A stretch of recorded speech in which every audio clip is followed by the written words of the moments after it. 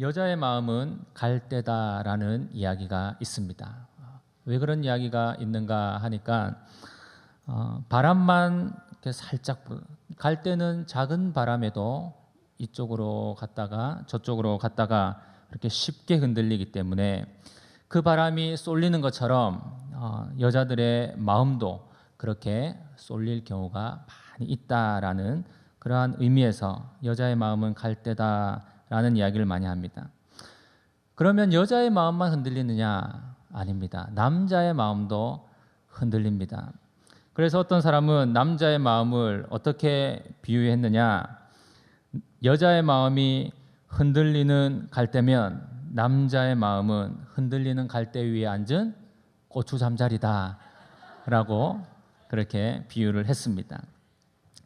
여러분, 요즘 특별히 남자들이 많이 흔들리고 있습니다. 왜 그렇습니까?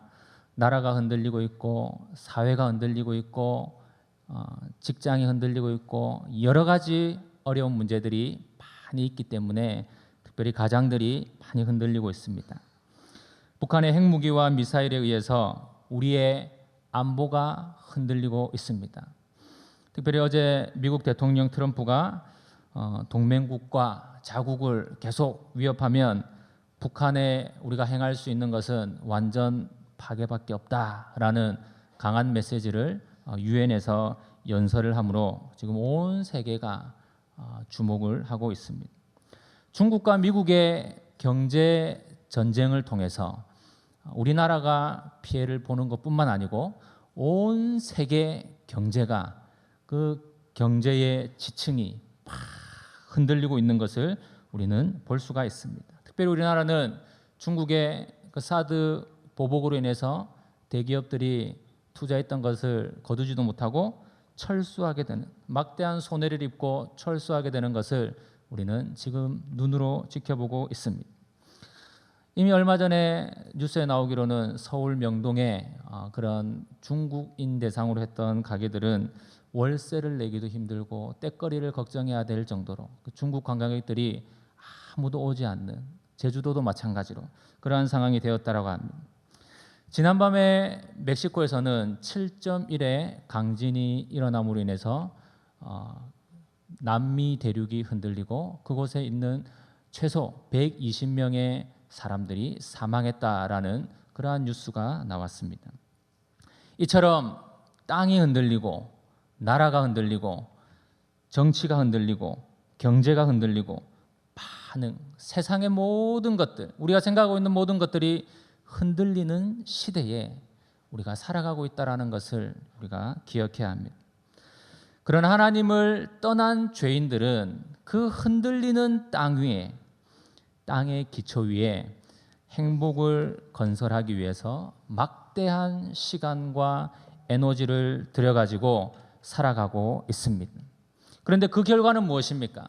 그 결과는 땅의 기초가 흔들리고 견고하다 생각했던 세상이 흔들리는 것으로 결과가 돌아오게 되었습니다.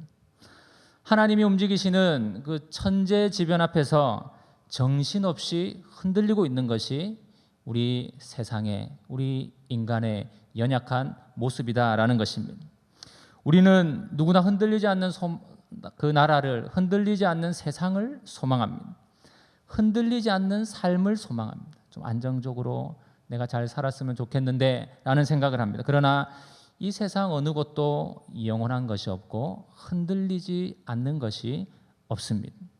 이렇게 온 세상이 흔들려도 절대로 흔들리지 않는 것이 한 가지 있는데 그것이 무엇이냐면 흔들리지 않는 나라, 그것은 바로 하나님의 나라입니다. 오직 예수 그리스도께서 왕이신 하나님의 나라, 이 나라만이 흔들리지 않고 영원히 견고히 서 있습니다. 우리는 흔들리지 않는 나라를 선물로 받은 주님의 백성들입니다. 왜 그렇습니까? 우리의 마음속에 예수 그리스도가 있기 때문에 흔들리지 않는 나라를 선물로 받았습니다. 이 세상에서 그 어떤 일이 일어난다 할지라도 우리의 장래는 결코 파괴될 수 없고 견고한 기초 위에 서 있다라는 믿음과 확신이 우리 마음 가운데 있어야 될 줄로 믿습니다. 그 마음이 없으면 우리는 이 땅 가운데서 땅이 흔들릴 때 내 마음도 요동치며 흔들릴 수밖에 없습니다. 우리가 흔들리지 않는 하나님의 나라를 생각할 때에 함께 기억해야 할 세 가지가 있습니다. 첫 번째로는 흔들리지 않는 하나님 나라에는 흔들리지 않는 믿음이 있습니다. 우리가 흔들리지 않는 하나님 나라의 백성이 되려면 반드시 있어야 되는 것이 있는데 그것이 바로 믿음입니다. 그 첫 번째 조건이 바로 믿음입니다. 믿음이 없이는 하나님의 나라에 들어갈 수 없기 때문입니다. 어떤 상황 속에서도 하나님은 우리가 우리의 구원자가 되심을 믿어야 하고 하나님께서 나의 생명과 안보를 책임져 주신다라는 확신이 우리 가운데 있어야 합니다.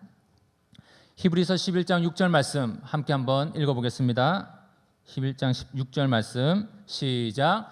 믿음이 없이는 하나님을 기쁘시게 못하나니 하나님께 나아가는 자는 반드시 그가 계신 것과 또한 그가 자기를 찾는 자들에게 상 주시는 이심을 믿어야 할지니라. 아멘. 하나님을 향한 나의 믿음이 이처럼 한결같아야 합니다. 우리가 하나님 앞에 나아갈 때는 우리가 반드시 확실한 믿음을 가지고 하나님 앞에 나아가야 된다. 그렇게 할 때 하나님께서 우리에게 상을 주시고 우리를 하나님의 영원한 나라, 흔들리지 않는 나라로 인도해 주신다라는 것입니다.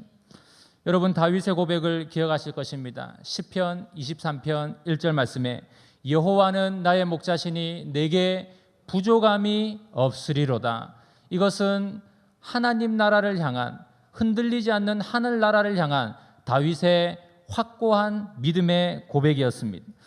여호와는 나의 목자시니 내가 죽음의 골짜기를 걸어갈지라도 여호와께서 나를 지켜주시고 보호해 주실 것이고 나에게 부족함이 없으리로다라는 그러한 믿음이 다윗에게 있었던 것입니다.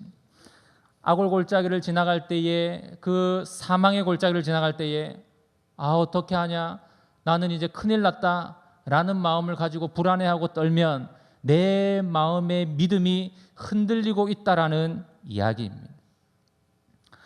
우리 집에 둘째 아들은 제가 묻는 질문에 한결같이 대답하는 것이 있습니다. 이게 뭐냐면 주원아 엄마가 좋아 아빠가 좋아 라는 질문을 제가 하면 이 둘째는 태어나면서부터 지금까지 무조건 엄마가 좋다라고 이야기를 합니다. 제가 엄마가 좋아 아빠가 좋아 잘해주고 나서도 엄마가 좋아 아빠가 좋아 물어보면 항상 엄마가 좋다라고 이야기를 합니다. 그래서 제가 한 번은 주원아 살짝 불러가지고 엄마가 안 들으니까 엄마가 좋아 아빠가 좋아 살짝 물어봤더니 우리 아들이 엄마가 좋아 이렇게 살짝 저한테 대답을 해주는데 물을 때마다 주원아 엄마가 안 듣고 엄마가 보지도 않는데 손가락으로만 표시해봐 엄마가 좋아 아빠가 좋아 엄마가 좋아 이렇게 계속 요즘에는 짜증이 나서 더 이상 묻기도 싫고 우리 첫째는 칭찬해주고 선물을 사주고 주하나 엄마가 좋아 아빠가 좋아 아빠 하면서 아빠가 좋다고 그렇게 이야기를 하는데 이 둘째는 엄마를 향한 그 믿음이 얼마나 확고한지 무조건 엄마입니다. 어제 우리 아들이 둘째가 막 엄마한테 엄마 미워 막 계속 그러고 있는 거예요. 제가 기회가 왔구나. 주원이 옆에 가가지고 주원아 엄마가 좋아 아빠가 좋아 그러면서도 이렇게 엄마한테 그렇게 엄마 밉다고 하면서도 엄마한테 사랑한다라고 이야기하는 여러분 하나님을 향한 우리의 마음이 이래야 되지 않을까. 상황과 환경이 어떠하다 할지라도 일편단심 내가 믿는 분 내가 사랑하는 분 그 나의 믿음이 하나님을 향한 나의 믿음이 이렇게 한결같아야 되지 않을까라는 생각을 해보았습니다. 로마서 1장 17절 말씀입니다. 같이 한번 읽어보겠습니다. 시작. 복음에는 하나님의 의가 나타나서 믿음으로 믿음에 이르게 하나니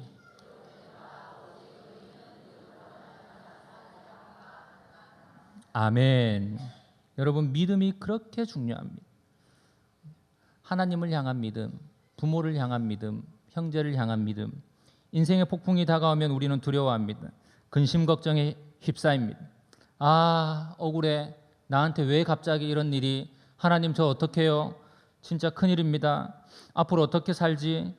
그나마 우리가 가지고 있는 작은 믿음의 뿌리조차도 막 송두리째 흔들리기 시작합니다.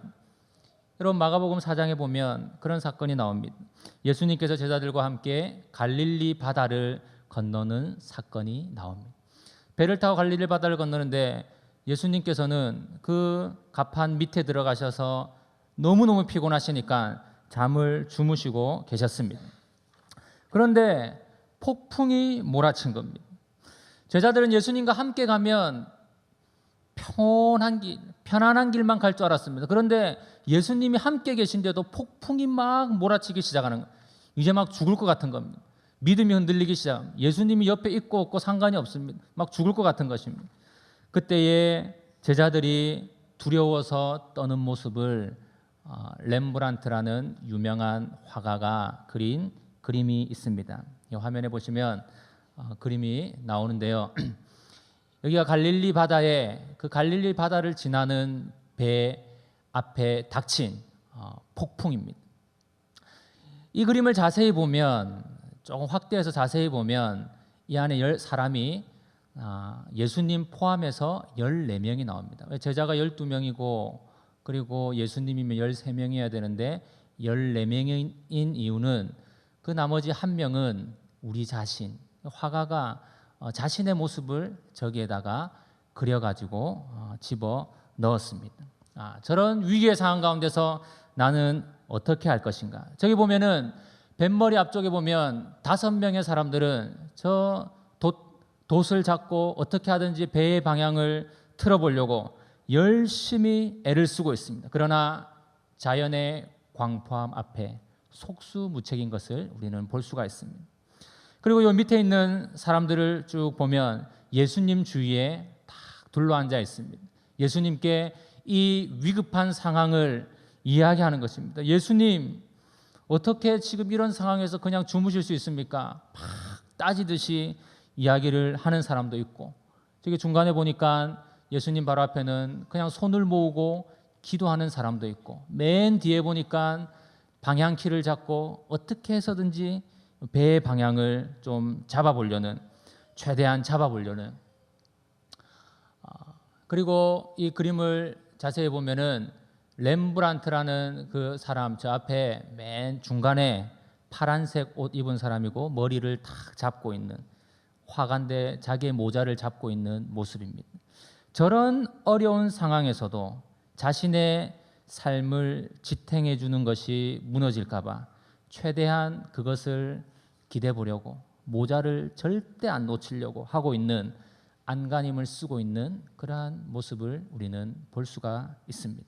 여러분, 이런 위기의 상황이 우리에게 닥쳤을 때 우리는 어떻게 하겠습니까? 저 배 맨 밑에 보면은 배 바다 쪽으로 머리를 내밀고 구토를 하는 사람도 있습니다. 자신의 육체의 연약함을 이기지 못해서 하나님 앞에 나오지 못하는 그러한 모습, 자신의 육체의 연약함을 해결할 수 없는 그러한 모습들이 있습니다. 여러분, 이곳에 두 부류의 사람들이 있습니다. 한 부류의 사람들은 자신의 힘으로 어떻게 해서든지 살아보려고 하는 사람이 있고, 어려운 풍랑이 닥쳤을 때에 예수님 주위에 모여서 그에게 도움을 구하고 기도하는 사람들이 있다라는 것입니다. 우리가 잘 알고 있듯이 이 이야기의 결론은 이들이 갈릴리 바다를 무사히 건넜다라는 것입니다. 예수님과 함께 할 때에 우리가 폭풍을 이기고 그 사망의 바다를 무사히 건널 수 있을 줄로 믿습니다. 여러분, 우리 인생 가운데 폭풍이 몰아칩니다. 그럴 때에 좌절합니다. 죽을 것만 같습니다. 여러분, 죽어도 우리가 그냥 나만 죽지 않습니다. 예수님과 같이 죽습니다. 그런 마음을 가지고 믿음으로 나갈 때에 우리는 그 갈릴리를 건너갈 수 있는 것입니다. 여러분, 세상을 의지하는, 저런 폭풍 가운데서 세상을 의지하는, 좀 나의 힘으로 어떻게 해볼까? 절대로 침몰하지 않는다라는 한 배가 100년 전에 있었습니다. 어떤 배입니까? 타이타닉호가 있었습니다. 타이타닉호. 한 2,500명 정도의 사람이 탔던 그러한 배입니다. 절대로 침몰하지 않는 배. 그 배를 이야기할 때 제일 먼저 나온 것이 절대로 침몰하지 않는 배. 두 번째 나온 것이 하나님도 침몰치 못할 배라는 그러한 제목이 다 붙었습니다. 그런데요, 그 배가 항구를 출발하고 4일째 되던 날에 빙하에 부딪혀서 침몰해서 1,500명의 사망자가 발생하게 되었습니다. 여러분, 이 세상에는 영원한 것이 없습니다. 저 타이타닉으로 의지하면은 그 빙하 바다를 건널 수 있을 것이라고 생각을 했는데 그렇지가 않습니다. 여러분, 세상엔 영원한 것이 없습니다. 다 내가 가진 것 같고 이제 됐다라는 생각이 들 때쯤에 하나님께서 다 가져가시는 것입니다. 세상이 우리에게 다 줄 것 같이 하지만 세상은 우리에게 와서 다 가져갑니다. 모든 것을 다 뺏어갑니다. 있는 것을 다 뺏어갑니다.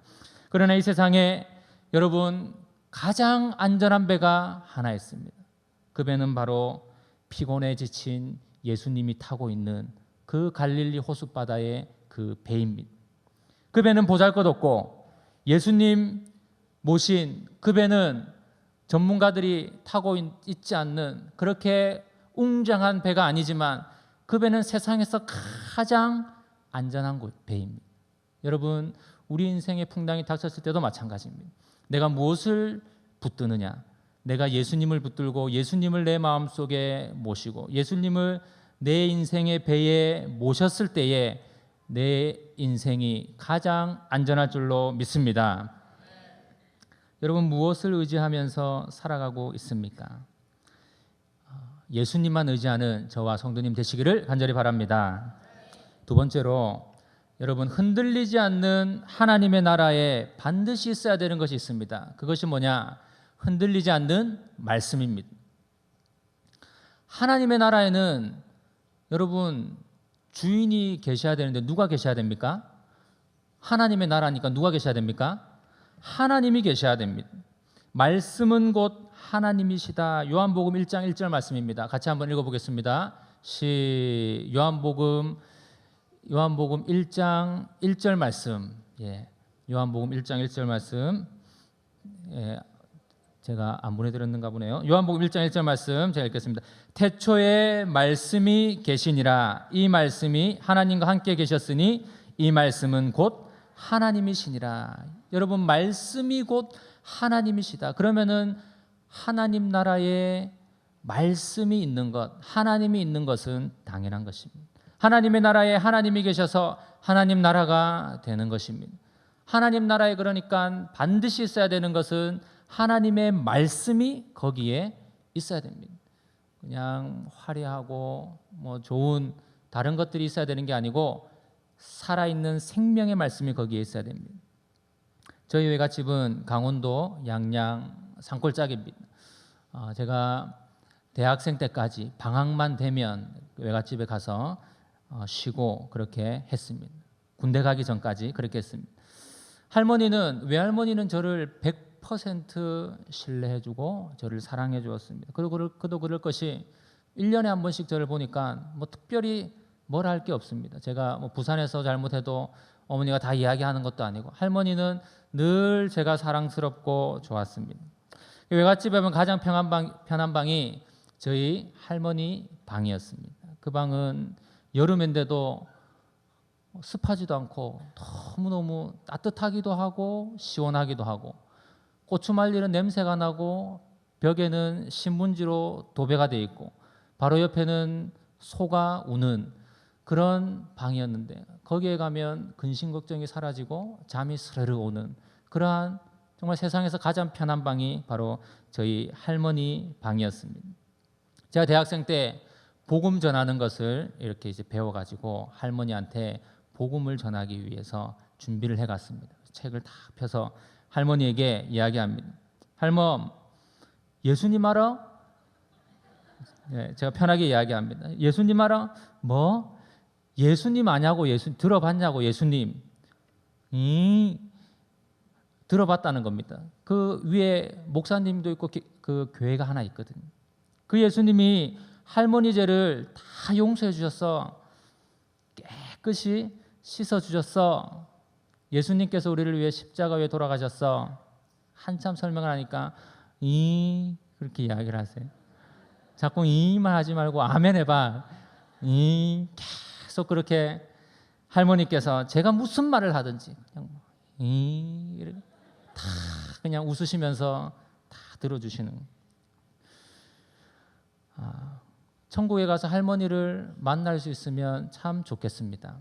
뭐 다른 외갓집 가족들은 제가 복음을 전했다라는 사실을 모르지만 저와 할머니만 압니다. 제가 할머님에게 예수 그리스도의 십자가의 복음을 제가 그 나이에 최선을 다해서 전했습니다. 매년 그렇게 가던 외갓집을 요즘에는 가지 않습니다. 왜 가지 않느냐? 그곳에 할머니가 계시지 않기 때문에 그렇습니다.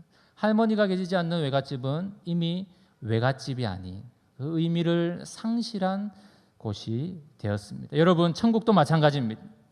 천국에 하나님이 계시지 않고 말씀이 없다면 그곳은 천국이 될 수가 없는 것입니다. 천국과 같이 똑같이 꾸며놨어도 그것은 천국이 아닙니다. 흔들리지 않는 하나님의 나라에는 반드시 하나님의 그 말씀이 있습니다. 오늘 말씀인데요, 25절 말씀 같이 한번 읽어보겠습니다. 25절 말씀 시작. 너희는 삼가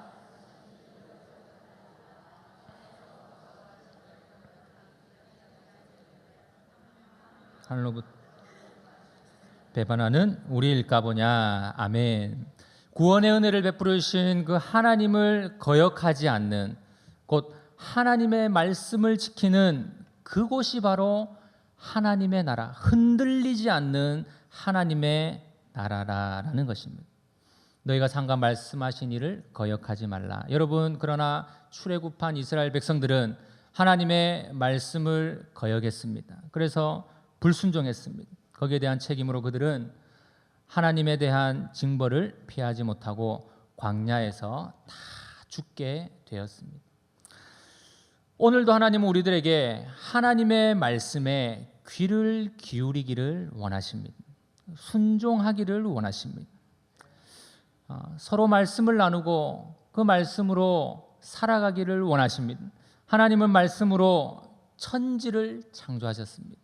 그래서 복음의 말씀이 뿌려지는 곳마다 생명의 놀라운 역사가 여러분 지금도 이 땅 가운데 나타나고 있지 않습니까? 하나님의 거룩한 말씀의 능력이 선포될 때마다 죄에 속해 있던 옛사람은 죽고 새 사람이 살아나는 놀라운 역사. 나는 죽고, 오늘 찬양이 뭐죠? 나는 죽고 주가 살고, 나는 죽고 주가 살아나는, 예수님이 살아나는, 하나님이 살아나는 놀라운 역사가 일어나게 되는 것입니다. 하나님의 말씀에는 능력이 있습니다. 하나님의 말씀에 권세가 있습니다. 여러분, 예수님께서 이 땅에 살아가실 때에 많은 이적을 일으켰는데 다 말씀으로 이적을 행하셨습니다. 아까 제가 말씀드렸던 갈릴리 호수의 그 광풍이 어떻게 잠잠해졌느냐? 예수님께서 광풍아 잠잠하라 라고 했을 때 그 광풍이 잔잔하게 되었습니다. 자연 만물이 예수님 앞에 순종하는, 하나님의 아들 예수 그리스도 앞에 순종하는 놀라운 기적의 역사가 그곳에 나타났다. 하나님이 보낸 예수 그리스도가 진짜 하나님의 아들이다라는 것을 증명했던 사건입니다. 여러분, 예수님의 말씀을 통해서 귀신이 복종했고요, 예수님의 말씀을 통해서 죽은 사람이 살아나는 놀라운 역사가 이 땅 가운데 일어났습니다. 이사야서 40장 8절 말씀입니다. 같이 한번 읽어보겠습니다. 이사야 40장 8절 시작. 푸른 마르고 꽃은 시드나 우리 하나님의 말씀은 영원히 서리라. 아멘. 여러분, 우리 삶 가운데 하나님의 말씀이 있기를 바랍니다. 하나님이 말씀이 있는 곳은 흔들리지 않는 하나님의 나라가 됩니다. 우리의 마음속에 하나님의 말씀이 있을 때 우리의 마음은 흔들리지 않습니다. 말씀이 있는 하나님의 나라는 그러면 어떤 나라일까? 여러분, 성경에서 그 말씀을 통해서 이야기해주고 있습니다. 오리를 가자고 하면 심리를 가자고, 심리를 함께 동행하는 그 나라. 육체는 고되지만 말씀이 있기 때문에 하나님의 나라가 되는 겁니다. 오른밤을 치면 왼밤을 돌려대는 나라, 하나님의 나라가 되는 것입니다. 참 살기 힘들고 고난 가운데 있지만 말씀이 지켜지는 곳마다 하나님은 겉옷을 달라 하면 속옷을 주는 나라, 이것이 바로 하나님의 나라입니다. 대접받지 않고 섬기는 나라, 바리새인처럼 고개 들고 기도하지 않는 나라, 그러나 세리처럼 가슴을 치면서 기도하는 나라가 바로 하나님의 나라입니다. 과부의 두렙돈을 소중히 여기는 나라, 이런 하나님의 말씀이 있는 곳이 바로 하나님, 은삼십으로 예수님을 바꾸지 않는 나라, 돈으로 예수 그리스도를 향한 믿음을 바꾸지 않는 나라. 어느 날 감림산에 예수님과 제자들이 함께 있을 때에 한 무리가 검과 몽치를 가지고 달려왔습니다. 제자들이 예수님께 묻습니다. 이 다급한 상황을 어떻게 할까요? 라고 물을 때에 자신의 몸을 그냥 그들에게 순순히 내어주는 나라, 사랑하고 희생해라는 말씀을 지켰던 그 나라가 하나님의 나라, 심지어는 베드로의 칼에 떨어진 말고의 길을 다시 붙여주는 나라가 바로 하나님의 나라예요. 십자가 위에서 자신을 비방하는 자들을 위해 하나님 저들의 죄를 저들에게 돌리지 말아달라고 용서를 구하는 나라, 변명하지 않고 끝까지 침묵하는 나라, 십자가에서 조용히 숨을 거두는 나라, 이것이 바로 말씀이 있는 하나님의 나라인 줄로 믿습니다. 하나님의 나라에는 이런 말씀이 있습니다. 여러분, 그래서 우리가 모일 때마다 목장마다 교제하는 곳마다 하나님의 말씀의 교제가 있기를 원합니다. 그럴 때에 하나님의 나라가 그 공동체 가운데 일어나게 되는 것입니다. 오늘 말씀 26절에서 27절 말씀 같이 한번 읽어보겠습니다. 시작. 그때는 그 소리가 땅을 진동하였거니와 이제는 약속하여 이르시되 내가 또 한 번 땅만 아니라 하늘도 진동하리라 하셨느니라. 이 또 한 번이라 하심은 진동하지 아니하는 것을 영존하게 하기 위하여 진동할 것들 곧 만드신 것들이 변동될 것을 나타내심이라. 아멘. 하나님께서 이 세상을 한 번 더 흔들겠다라고 말씀하십니다. 여러분, 지금은 하나님이 흔드시는 것이 아닙니다. 지금은 죄악으로 인해서 세상이 막 흔들리고 있습니다. 그러나 하나님께서 다시 한번 크게 흔드시는 날이 있습니다. 왜요? 영원한 것을 지키기 위해서 크게 흔드십니다. 27절 말씀해 보니까 이 또 한 번이라 하심은 진동하지 아니하는 것을 영존하게 하기 위하여 진동할 것들 곧 만드신 것들이 변동될 것을, 그것들을 다 무너뜨리기 위해서 크게 한번 흔들 것이다 라고 말씀하는 것입니다. 하나님께서 말씀을 더 견고하게 세우기 위해서 흔들 것이다. 여러분, 하나님께서 흔드시면 풍랑이 우리에게 닥쳐오는 것입니다. 그 상황은 쉽지가 않은 상황입니다. 여러분이 의지하고 있는 세상의 모든 것들이 다 무너집니다. 내가 의지하고 있는, 내가 마음을 두고 있는 모든 것들이 다 무너집니다. 내 손 안에 쥐고 있던 모든 것들이 다 손가락 사이로 빠져나가는 시간이 오게 될 것인데, 그때가 바로 하나님이 우리를 흔드시는 때입니다. 왜 그렇게 흔드시는가? 왜 그런 어려움을 우리에게 주시는가? 그것은 영존하시는 그 하나님의 나라를 견고하게 세우기 위해서 그렇게 할 것이다 라고 말씀하고 있습니다. 여러분, 앞으로 우리 인생 가운데 큰 환난이 닥칠 때가 있을 것입니다. 여러분, 그럴 때에 내가 쥐고 있는 것들, 내가 하고 있는 것들이 다 실패로 돌아가는 순간이 올 수도 있습니다. 여러분, 그때 이 말씀을 기억하시기 바랍니다. 하나님께서 나를 흔드시는 이유는, 내 인생을 송두리째 흔드시는 이유는 영존하신 하나님의 말씀을 붙들고, 하나님의 말씀을 네 손에 붙들고 너의 마음에 채워라라는 그러한 음성으로 기억하시기를 바랍니다.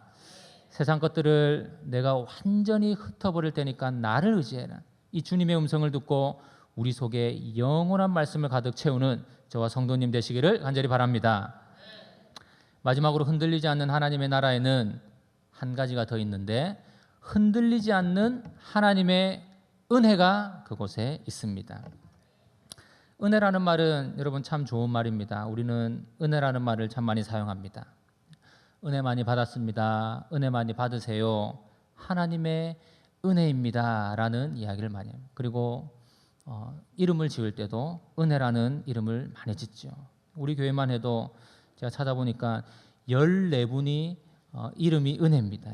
김은혜, 박은혜, 배은혜, 원은혜, 이은혜, 정은혜, 최은혜, 은혜가 쫙 이름이 너무 좋으니까 14분이 똑같은 이름을 가지고 있습니다. 하나님께 쓰임받았던 영적 거장들은 하나같이 여러분 하나님의 은혜를 경험했던 사람들입니다. 여러분 노아는 하나님이 온 세상을 쓸어버리는 시대에, 물로 심판하는 시대에 하나님의 은혜를 받은 사람이었습니다. 솔로몬은 자신의 아버지 다윗을 보면서 하나님의 큰 은혜를 받은 사람이다라고 표현했습니다. 순교의 제물이 되었던 스데반 집사는 은혜와 권능이 충만하여서 큰 기사와 표적을 많이 행했다라고 했습니다. 바울은 나의 나된 것은 오로지 하나님의 은혜다라고 고백을 했습니다. 여러분 모든 것이 하나님의 은혜입니다. 하나님이 은혜를 떠나면 우리는 소망이 없는 것입니다. 하나님의 은혜 안에 사는 것이 최선의 삶이고 그것이 가장 안전한 삶인 줄로 믿습니다. 하나님의 은혜가 아니면 이 세상에 저는 아마 없을 것입니다. 저희 어머니가 저를 임신했을 때에 이제 감천에서 송도 암랑공원을 넘어서 그렇게 쥐포 공장에 일을 하러 가는데 그때는 도로가 없으니까 산길, 비탈길, 돌산으로 된 데 막 이런 데를 지나가는데 돌산으로 된 데 그런데 염소가 묶여 있잖아요. 염소. 그 감천에 염소가 엄청 많이 묶여 있거든요. 그 염소똥도 시커먼 거 엄청 많고 그 염소가 갑자기 저희 어머니랑 눈이 탁 마주쳐가지고 염소가 막 달려와가지고 임신 5개월인 저희 어머니를 팍 들여박아가지고 저희 어머니가 거기서 떼굴떼굴 굴렀습니다. 그 돌산에서 떼굴떼굴 굴러가지고 그 옆에 있는 아주머니들이 야야 네 병원에 한 가봐라 애가 떨어졌을지도 모르겠다라는 그런 이야기를 할 정도로 그렇게 심하게. 그런데 그때 그 아이가 떨어졌습니까 안 떨어졌습니까? 예, 안 떨어졌으니까 제가 여기에 있죠. 하나님의 은혜입니다. 그래서 제가 이 좋은 세상에 태어나서 잘 살고 있는 거예요. 여러분 제가 초등학생 때는 뛰는 것을 참 좋아했습니다. 우리 첫째 아이도 뛰는 것을 참 좋아하는데 얼마나 뛰는 걸 좋아하는지 세 발짝만 가면은 뛰기 시작합니다. 얘가 세 발짝. 저도 뛰는 걸 얼마나 좋아했는지 어렸을 때 초등학교 반이 바뀌면 저의 가장 첫 번째 관심사는 우리 반에 나보다 잘 뛰는 친구가 있나 없나 그게 저의 관심사였습니다. 그런데 저는 늘 1등을 못하고 2등 아니면 3등, 2등 이렇게 가는 거예요. 그래서 제가 하나님 왜 저는 1등이 안 됩니까? 정말 제 마음에 불만이 가득 차 있는데 어느 날 제가 4학년이 되어서 버스를 내려가지고 저기 길에서 찻길에서 내려서 이제 버스 뒤로 건널목을 건너는데 거기가 4차선이었습니다. 차가 하나도 없으니까 제가 전속력으로 제가 진짜 있는 힘껏 지금 생각해도 제가 있는 힘껏 뛰었습니다. 팍 뛰었는데 버스 뒤를 지나서 가는데 제 앞에 차가 승용차가 확 지나갔습니다. 바로 앞에서. 제가 한 발짝만 더 앞에 갔으면 아마 제가 이 세상에 없었을 것입니다. 지금 지나서 생각해 보니까 제가 1등을 못하고 늘 2등 했던 것이 얼마나 하나님의 큰 은혜인지 진짜 놀라운 은혜인지 여러분 저는 그 시간을 그 순간을 생각하면 지금도 아찔할 정도로 진짜 바로 죽기 일보 직전이었는데 그런 생각이 들었습니다. 제 인생을 만약에 다 여러분도 마찬가지 여러분의 인생을 생각하면 모든 것이 하나님의 은혜다라는 생각이 아마 들 것입니다. 하나님은 늘 우리에게 이렇게 흔들리지 않는 하나님의 나라에 주시는 그 좋은 은혜를 우리에게 항상 허락해 주고 계셨다라는 것입니다. 하나님의 은혜는 늘 여러분들에게도 꼭 맞게 흔들리지 않는 그 은혜가 주어지고 있는 줄 믿으시기 바랍니다. 28절 말씀입니다. 읽겠습니다. 시작. 그러므로 우리가 흔들리지 않는 나라를 받았은즉 은혜를 받자 이로 말미암아 경건함과 두려움으로 하나님을 기쁘시게 섬길지니. 여러분 흔들리지 않는 나라를 받은 사람은 먼저 하나님의 은혜를 받아야 됩니다. 하나님의 은혜를 받자라고 이야기하고 있습니다. 어떻게 하나님의 은혜를 받습니까? 하나님의 은혜는 늘 우리에게 주어졌습니다. 그러나 우리가 깨닫지 못했을 뿐입니다. 그 은혜를 깨닫는 방법이 뭐냐? 우리가 하나님 앞에 온전하게 감사함으로 예배를 드리는 겁니다. 예배 드릴 때에, 그리고 내가 성경 말씀을 읽을 때에, 하나님을 전심으로 찬양하고 기도할 때에 하나님의 은혜가 우리에게 내려질 줄로 믿습니다. 에베소서 2장 8절 말씀입니다. 함께 읽겠습니다. 시작. 너희는 그 은혜를 인하여 믿음으로 말미암아 구원을 받았으니 이것이 너희에게서 난 것이 아니요 하나님의 선물이라. 여러분, 하나님의 놀라운 은혜로 우리가 구원을 값없이 그냥 선물로 덩그러니 그것을 받았습니다. 은혜가 있는 곳에는 여러분 사람이 떠나지 않습니다. 은혜가 있는 곳에는 사람들이 넘쳐나기 마련입니다. 고린도후서 6장 2절 말씀입니다. 같이 읽겠습니다. 시작. 이르시되 구원의 날에 너를 도왔다 하셨으니 보라 지금은 은혜 받을 만한 때요 보라 지금은 구원의 날이로다. 여러분, 요즘 은혜를 받을 만한 때입니다. 다들 못 살겠다, 힘들다라는 이야기를 하지만 우리 그리스도인들은 이때가 바로 하나님 앞에 은혜를 받을 때인 줄로 믿습니다. 우리에게 매일매일 향하고 있는 그 흔들리지 않는 하나님의 은혜를 사모하시고 놀라운 하나님의 은혜를 받으시는 저와 성도님 되시기를 간절히 바랍니다.